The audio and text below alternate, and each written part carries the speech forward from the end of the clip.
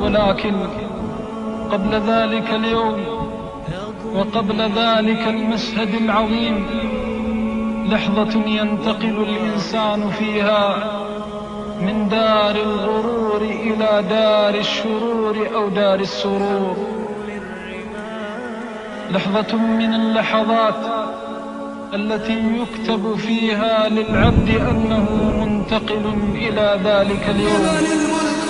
تلك اللحظة التي يلقي الإنسان فيها آخر النظرات على الأبناء والبنات والإخوان والأخوات، يلقي فيها آخر النظرات على هذه الدنيا، وتبدو على وجهه معالم السكرات، وتخرج من صميم قلبه الآهات والزفرات.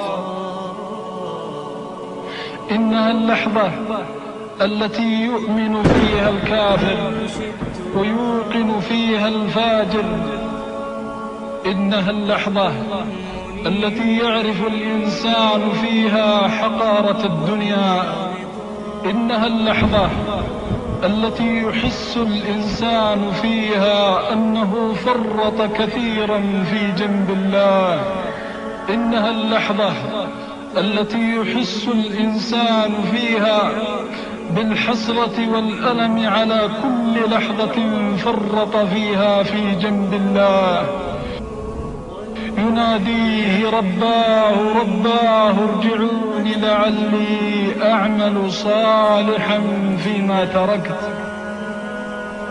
إنها اللحظة الحاسمة والساعة القاصمة التي يدنو فيها رسول الله، أعني ملك الموت، لكي ينادي: فيا ليت شعري هل ينادى نداء النعيم أو نداء الجحيم؟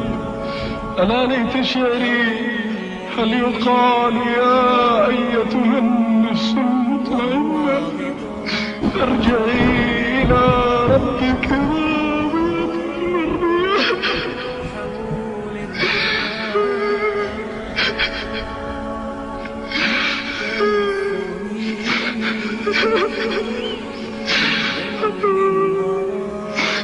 أو يقال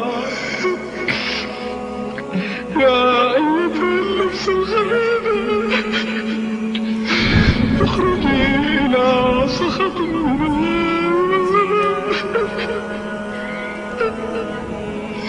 ألا تشعري كيف تكون الخواتم؟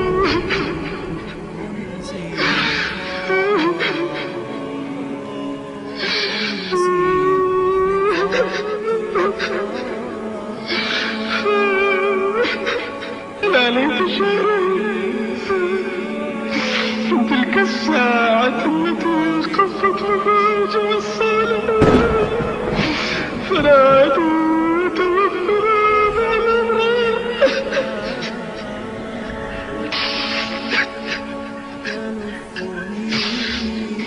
وفي لحظة واحدة أسلمت الروح إلى بيرها، والتفت الساق بالساق إلى ربك يومئذ المساق.